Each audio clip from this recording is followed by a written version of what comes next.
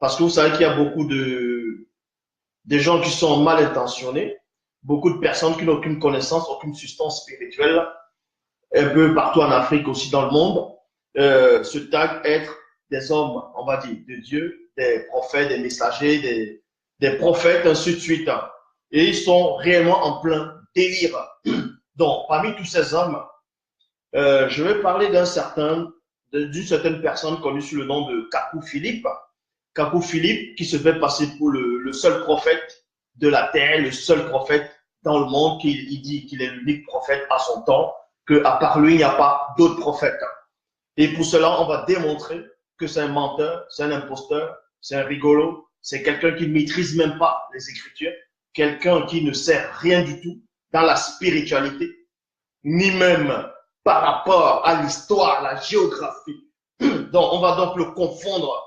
Pour cela, vous ne devez pas ignorer que pour beaucoup d'adeptes de Kakou Philippe, il y a beaucoup qui m'ont écrit récemment, il y a beaucoup qui sont allés sur ma page, sur YouTube, sur mes vidéos, qui ont commenté des hérésies. Et je vais confondre les hérésies ici. Je vais démontrer une bonne fois pour toutes qu'il n'y a qu'un seul enseignant. Donc, à tous ceux qui sont là connectés actuellement, regardez avec les versets que je vais donner et vous verrez que Kakou Philippe, c'est un menteur, c'est un rigolo, il n'a eu aucune vision et je vais démonter ce personnage. Donc, je vais d'abord, par rapport à ce que Kakou Philippe dit, dans sa biographie, vous pouvez vérifier sur Internet, sur Google, ainsi de suite. Donc, dans sa biographie, il est dit ceci, sont les premiers pas dans le christianisme. Donc, on va commencer les premiers pas dans le christianisme de Kakou Philippe. Il est dit ici, tout d'abord, c'est parti d'une vision qu'il a reçue le 24 avril 1993. Donc, ce personnage, ce menteur de Kakou Philippe dit qu'il a reçu une vision le 24 avril 1993. Et on va vous démontrer, même dans les récits bibliques, dans les Bibles actuelles classiques, que tout homme, tout prophète, même les rois, quand ils avaient des visions qui venaient du grand ordre des choses, c'est-à-dire des visions qui émanaient du plan spirituel, on va dire, pour mieux comprendre, quand vous avez une vision, on va dire, qui venait de Dieu, ou bien d'un ange que Dieu a envoyé, la vision, si ça vous trouble, cet ange va vous expliquer, il ne va pas vous laisser dans l'ignorance. Ça n'existe pas. Ça n'existe pas. Donc, pour cela, par rapport à sa vision, il prétend qu'il était tout seul, qu'il a reçu sa vision le 24 avril 1993.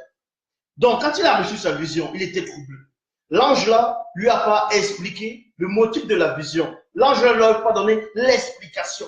Et lui, il est resté dans la confusion. Et pendant sa confusion, il ne savait pas ce que la vision représentait. Donc, il l'a laissé dans l'ignorance. Premièrement, il s'est retourné vers un prêtre catholique qu'il va pour comprendre le sens de la vision. Ensuite, il va vers les baptistes avec qui il passe 3 mois. Puis, il rencontre le mouvement de William Branham. William Branham lui-même, c'est un démon. William Branham, c'est un démon, c'est un sorcier, c'est un menteur.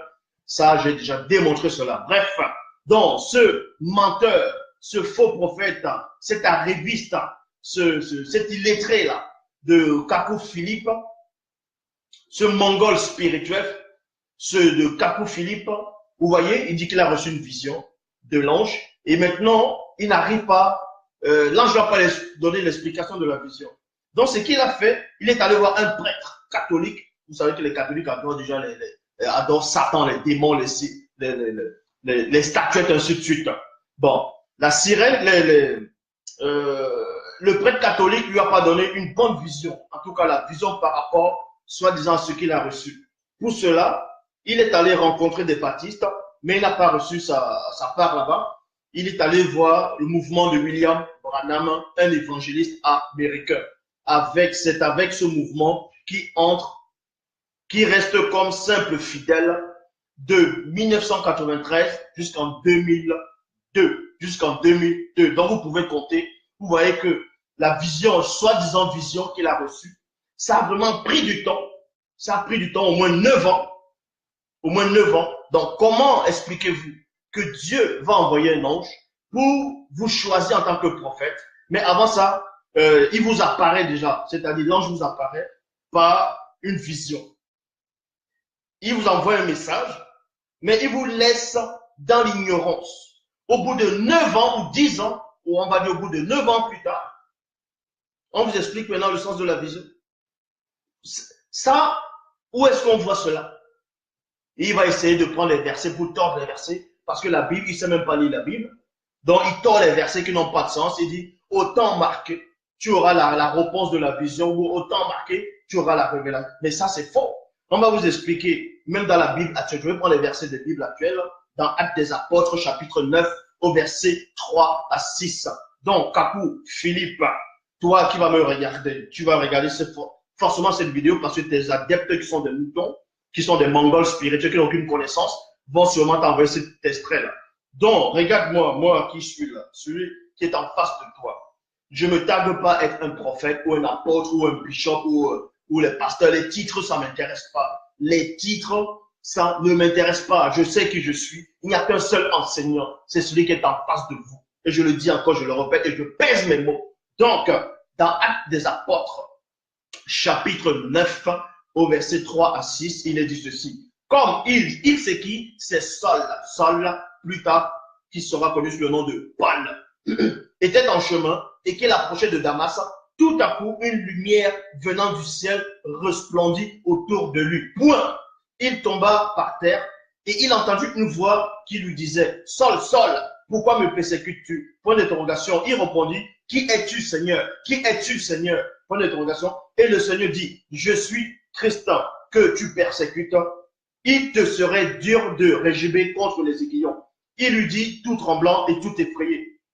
Et tout tremblant et tout effrayé, dit, Seigneur, que veux-tu que je fasse? Donc, Paul ici, qui était d'abord, selon les Bibles actuelles, était connu sous le nom de Saul, a reçu une apparition. Vous voyez? A reçu une apparition. Dans d'autres passages, plus tard, on va vous le montrer, il avait reçu, c'était une vision. Donc, il dit ici, qui es-tu, Seigneur? Parce qu'il est entré dans un état second, il était dans la confusion. Il ne comprenait pas ce qui lui est arrivé. Donc, il était dans l'inquiétude. Donc, il demande maintenant, par rapport à cette apparition fantastique, par rapport à cette apparition surnaturelle, par rapport à cette apparition divine, dont il était dans l'incertitude, dans l'incrédulité, dans le doute, dans l'ignorance. Maintenant, il demande, qui es-tu, Seigneur? Donc, il veut les explications. Tandis que ce rigolo de Capou Philippe, il dit qu'il avait reçu une vision, il était tout seul. Mais pourquoi il n'a pas demandé l'explication à cet ange? Donc, il a fallu que cet ange-là les laisse d'abord partir chez un prêtre, ceux des adorateurs des idoles, d'aller chez les baptistes, d'aller chez Branham, qui est lui-même un démon. Au bout de, on va dire, 9 ans plus tard, et l'ange là maintenant revient, lui dit exactement ce que tu dois faire. Mais franchement, ça fait rire. Bon, Paul, en tout cas, il semblait, lui ici, il a reçu aussi sa vision. Est-ce que vous comprenez? Mais on va vous montrer bibliquement ce qui va se passer quand tu reçois un appel. Quand tu reçois un appel, quand tu reçois un message, quand tu reçois une vision, Dieu ne te laisse pas dans le doute. Il ne te laisse pas dans l'incrédulité. Il ne te laisse pas dans l'incertitude. Il va te dire, il va te révéler cela. Donc ici, Paul il dit, qui es-tu, Seigneur? Donc il veut les explications. Et ensuite, il répondit, qui es-tu, Seigneur? Et le Seigneur dit, je suis Christ que tu persécutes. Il te serait dû de régimer contre les aiguillons. Et tout tremblant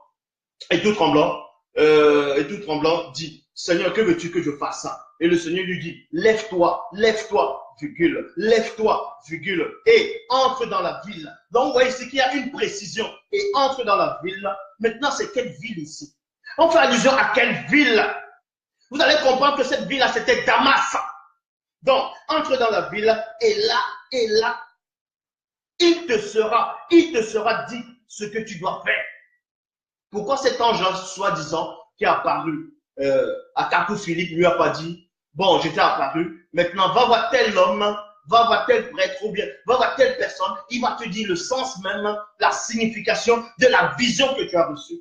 Vous voyez, ça ne tient pas. Mais Paul ici a reçu sa vision, et Saul de Tarse a reçu sa vision, et vu que Dieu n'est pas un Dieu de confusion. Dieu n'est pas un Dieu qui est limité. Il lui donne néanmoins, en tout cas, le Seigneur ici là, lui dit néanmoins, va dans telle ville, il te sera dit ce que tu dois faire. Donc, on va t'expliquer le sens même de la vision là-bas. Donc, dans Actes des Apôtres, chapitre 22, dans Actes des Apôtres, chapitre 22, verset 10, il est dit, Actes 22, verset 10, il est dit ceci. Alors, je dis, 2 points. Que ferais-je, Seigneur? Et le Seigneur me dit, lève-toi, va à Damas, et là, on te dira tout ce que tu dois faire. Là, c'est maintenant Paul qui raconte son histoire, il raconte l'apparition qu'il avait reçue. Dans Actes des Apôtres, chapitre 9, au verset 11. Bon, d'abord, je vais dans Actes des Apôtres, chapitre 9, au verset 10. Il est dit ceci. Or, à Damas, vivait un disciple nommé Ananias. Le Seigneur lui apparut dans une vision et lui dit, Ananias. Oui, Seigneur, répondit-il. Donc, on avait déjà choisi Paul. On avait choisi Saul de Tarse. Donc, il avait reçu la vision sur le chemin de Damas. Mais vu qu'il ne comprenait pas celui qui t'avait apparu, vu qu'il ne comprenait pas le sens de la vision, on ne devait pas le laisser dans le doute, dans l'incrédulité pendant 9 ans. Il a fallu que le Seigneur lui dise, va dans telle ville, avec précision, là-bas tu diras quoi faire. Et là maintenant, le Seigneur, selon les Bibles actuelles, apparaît maintenant à Ananias dans une vision. Il dit, tiens, il y a un homme qui va dans telle ville, tu vas trouver un homme, et c'est Saul, il t'a vu en vision. C'est pour cela qu'il est dit dans Actes des Apôtres, chapitre 9, au verset 11. Et le Seigneur lui dit, lève-toi, va dans la rue qu'on appelle la droite, virgule, et cherche dans la maison de Judas un nommé Saul de Tarse, car il prie. Ça, c'est la précision. Donc, Kakou Philippe et tes adeptes, ces moutons, vous pouvez mettre le pouce, vous pouvez vous fâcher, ça ne changera rien. C'est Kakou Philippe, c'est un escroc. Tous ces rigolos là que j'ai déjà corrigés, ce sont tous des escrocs, sont des menteurs. Vous savez même c'est quoi être un prophète. Donc ici, dans Actes des Apôtres, chapitre 9, au verset 17, il est dit, Ananias sortit, et lorsqu'il fut arrivé dans la maison, il imposa les mains à Saul en disant, Saul, mon frère, le Seigneur Christ qui t'est apparu sur le chemin par lequel tu venais, m'a envoyé pour que tu retrouves la vue et que tu sois rempli du Saint-Esprit. Point. Donc maintenant, on va aller dans ce que vous appelez Ancien Testament pour vous montrer qu'on ne tâtonne pas. On ne tâtonne pas avec le spirituel. Est-ce que vous comprenez? Donc, si vous ne comprenez pas les Écritures, si vous ne comprenez pas le mystère même des paraboles, le mystère de la révélation, celui qui est en face de vous est là, le seul enseignant au-dessus de tous les prophètes. Je le dis. Quand vous cherchez des titres, vous dites que vous êtes des prophètes, vous êtes le général des généraux. Eh bien, dis donc, le général des généraux, ça se dit ça.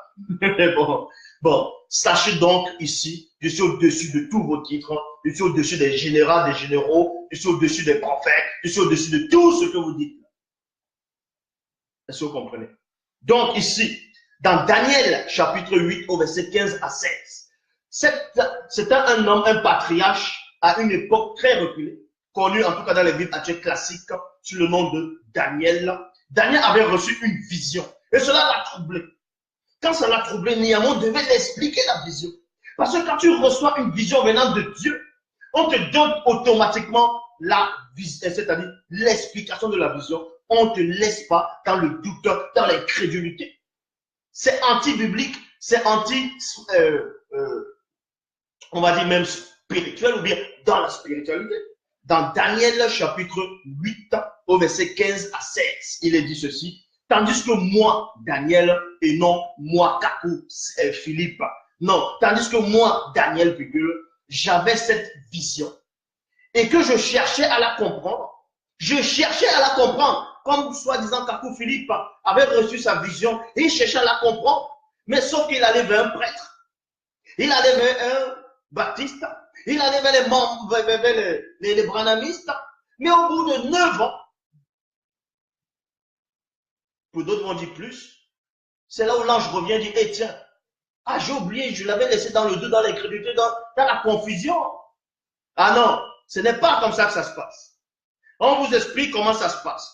Paul a reçu sa vision, on lui a donné l'explication. Daniel ici reçoit la vision, il est troublé, maintenant il faut qu'on lui donne l'explication. Et l'explication n'arrive pas au bout de 3 mois, au bout de 10 ans, au bout de 9 ans.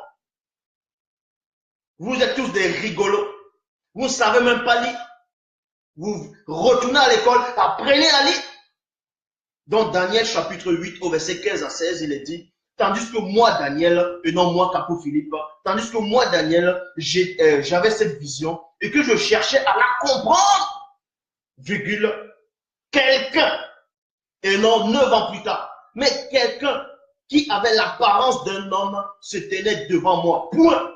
Et j'entendis la voix d'un homme du milieu du fleuve. Ulaï. Il s'écria et dit, Gabriel, Gabriel, explique-lui la vision. Le temps, explique-lui la vision. Voilà comment ça se passe. Quand tu reçois une vision venant de la part de Dieu, le Dieu que vous ne connaissez même pas, il vous laisse pas dans la confusion. Il vous explique la vision. Même les prophètes, tous les prophètes sont passés par là. Quand les prophètes avaient des visions, ils ne comprenaient pas, on les expliquait automatiquement.